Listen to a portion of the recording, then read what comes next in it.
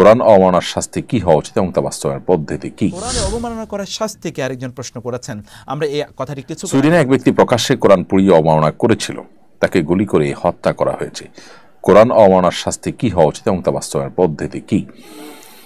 কোরআন কারীম অবমাননা করলে ইসলামিক বিচার ব্যবস্থা থাকলে অবশ্যই তার চরম শাস্তির বিধান তার জন্য রয়েছে। কিন্তু যদি কোনো ব্যক্তি সে অমুসলিম হয় এবং এ ধরনের ঘটনা ঘটায়, তো সেক্ষেত্রে মুসলমানদের জন্য সেখানে শরীয়ত আইন না থাকলে আইন হাতে তুলে নেওয়ার সুযোগ আসলে থাকে না।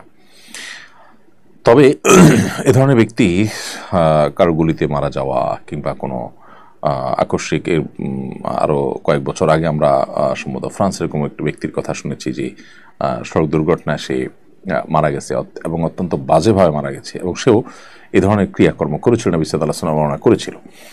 তো এগুলো তাদের প্রাপ্য, দুনিয়াতে আল্লাহ তাআলা খুব কিঞ্চিতই আমাদেরকে দেখান। এর আসল প্রাপ্য, আসল শাস্তি তো জাহান্নামে হবে। আল্লাহ তাআলা আমাদেরকে রক্ষা করুন সেসব থেকে। কোরআনে অবমাননা করার শাস্তিকে আরেকজন প্রশ্ন করেছেন।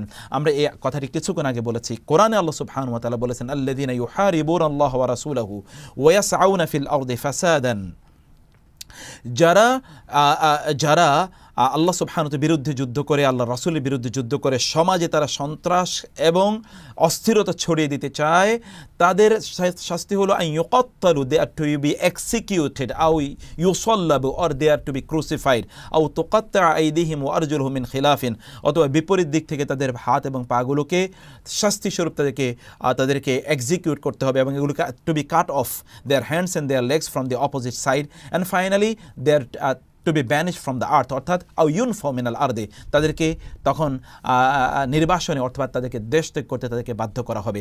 এই কাজগুলো আল্লাহ সুবহানাহু ওয়া তাআলা ঘোষণা করেছে। কিন্তু এই যে কোরআন যে কথা বললো, তাদেরকে এক্সিকিউশন অর্থাৎ তাদেরকে ফাঁসির দণ্ডে তাদেরকে দণ্ডিত করা, এই কাজগুলো করবে রাষ্ট্র, এবং এগুলো অবশ্যই আইনি অবকাঠামোর মাধ্যমেই হতে হবে। আইনি অবকাঠামোতে গিয়ে আমাদেরকে এই শাস্তিগুলো তাদের উপর প্রয়োগ করা দরকার। এটা আবারও বলছি, এটা ব্লাসফেম অ্যাক্ট, এটা ধর্ম অবমাননামূলক আইন, এবং ধর্ম অবমাননার বিধান আমাদের দেশ গোটা পৃথিবীতেই আপনি দেখবেন এটির জন্য শাস্তি হচ্ছে মৃত্যুদণ্ড।